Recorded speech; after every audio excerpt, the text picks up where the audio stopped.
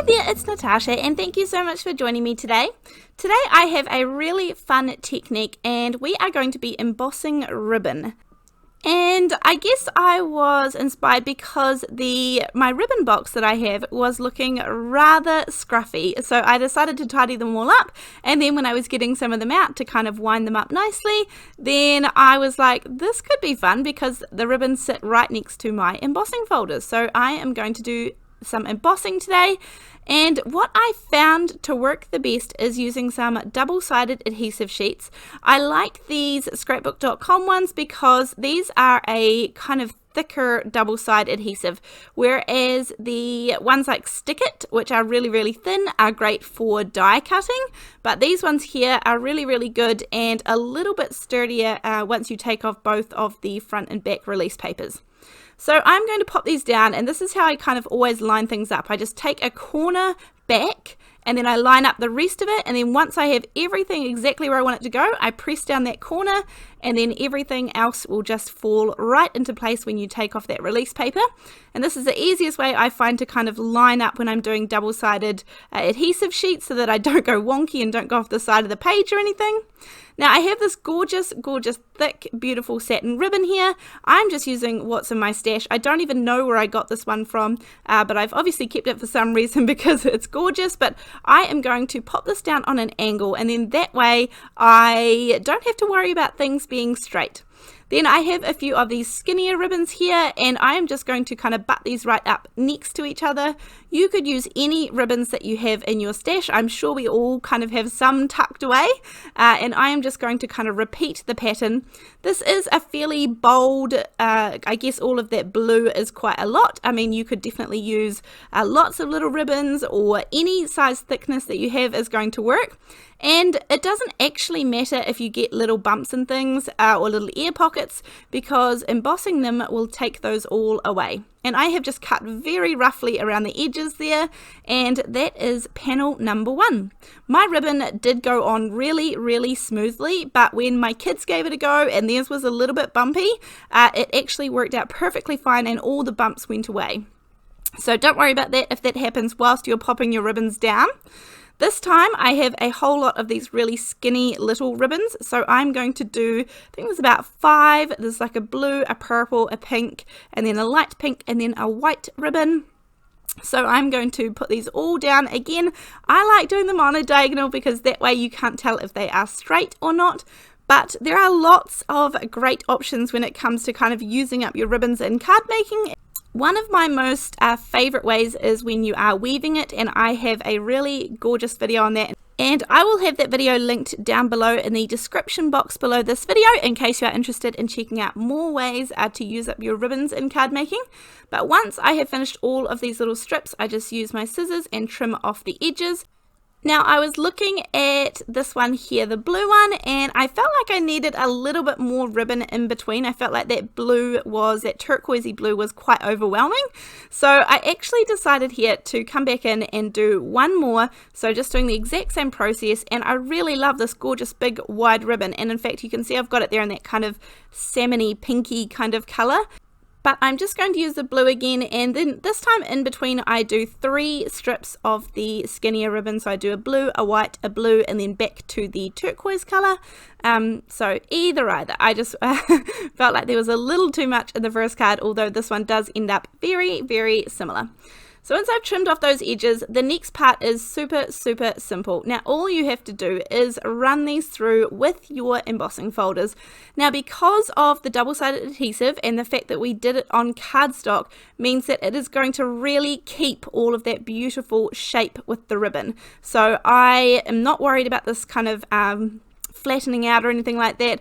I filmed this video a few weeks ago, and I still have one of these cards on hands that I created, and that has definitely not flattened out at all. It is still keeping all of its gorgeous texture, and I did play around with a couple. I don't think I included it here in the video, but I did end up doing a little bit of ink swiping over the top, which is something that I would do if I were just doing this with normal cardstock, and that will bring out the pattern a little bit more.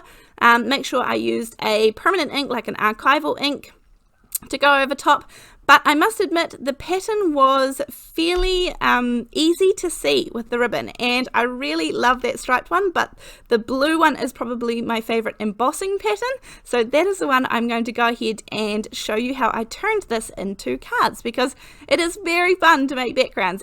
And I could keep going and make basquillions of them. However, it is turning them into the cards, which I hope is a helpful step to show you.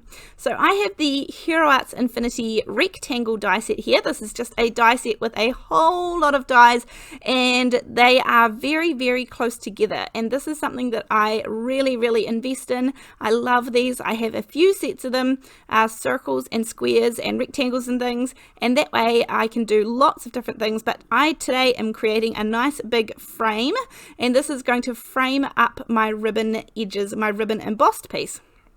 Now this will also hide the edges a little bit, even though I did find that you can cut them really neatly. If you were to do that, perhaps you might need to use a little bit of kind of liquid glue or something along the edges, something that's going to dry completely clear, and you could kind of seal the edge of the ribbons. But I'm not sure. I haven't had to play around with that as of yet, but I am going to pop foam tape behind my frame, and then my ribbon panel is slightly smaller than the 4 1/4 by 5.5 inches that my frame measures, and this is going to go on top of a card the same size. Now I'm using some liquid glue, a nice strong liquid glue. This is the Ranger Multi-Medium in the matte finish. That's what's inside that little glue bottle, and I'm going to pop some around the back there and then pop this down onto my card front. And the sentiment part is what I was kind of thinking about how I wanted to finish it off. I had a few different ideas that I wanted to do, but I really like how this nice simple idea ended up working out. So I'm going to take the All the Birthdays stamp set. This is definitely a favorite at the moment. You are seeing this in pretty much every video I create. I am really loving this stamp set. It is very versatile, and that is the reason that I purchased it. So I'm taking out this gorgeous scripty kind of birthday word, and then I want a smaller happy one in there, and this one says happy birthday, this little stamp that I have in my hand now. But first of all, I am going to make sure that it's going to fit across my page, and I'm going to go with the same angle that the ribbon is on. Stamp this in some VersaFine Onyx black ink, which is a really nice crisp clear stamping pigment ink. Pop that down, and then as I said, the small stamp says happy birthday. Now I could definitely cut my stamps apart, and if you've watched my videos, I don't mind doing that at all, but with a little bit of careful inking, I just kind of ink it up so that I've only got the word happy, and I'm going to nestle that right there above the word birthday, and then that way you would never be able to tell that this was actually two different stamps. And then when it comes to how I want to finish this off, I'm going to use a border die. You could definitely use a little strip of ribbon across the top, or a little bit of gold or silver paper or something like that. But I had these border dies sitting here, so I'm going to pop this down with a little bit of mint tape, which is just a really nice low tack tape. This is my favorite one. Run that through my die cutting machine, and that will give me the top edge, and then I'm also going to run it through to give me the bottom edge as well. You could also just use like a little bit of, if you had like a white lace trim or something, you could sit that behind your panel that had the sentiment on it. There's a whole lot of options, a whole lot of different ones, but as I said, these were sitting here, and I felt like this just gave it a little bit more detail and a little bit more interest to the card, I guess, just to add the top and bottom border dies there. But this border die is relatively intricate with all of those little pierced holes, the piercing. So I have got my little sharp pick tool there, and I'm just going to go along and pop out all those little bits. They have die cut perfectly nicely, and it doesn't take me just a second to kind of pop through and get out all those little bits and pieces so that you can see through them, and the blue of the ribbon will shine through nicely. Then I'm going to get those off my desk before they go absolutely everywhere. I want the angle of the sentiment to go the same as the ribbon, so I kind of hold it down in place where I think I want to pop this down, and then I want to have the sentiment kind of nestled right in there so it sits almost flush. Now if I were thinking, I would have attached this to the frame before I had put the frame down onto the ribbon, But because I didn't do that, I just drew those little pencil marks that you can see, and then this should nestle right in there and kind of look like a continuous piece with the frame. I'm popping it up on some foam tape because the frame is up on some foam tape, so it will be the nice, exactly the same level. Making sure I didn't get any extra foam that's going to peek over the edges. And then this kind of tucks right in underneath the frame on both sides, and that's how it kind of looks like it was all meant to be. So this was a really, really fun technique. I will leave all of the links to the supplies that I have used in today's video in the description box below this video. Thank you very much for spending this time with me today, and I really look forward to seeing you in the next video. Thanks, bye!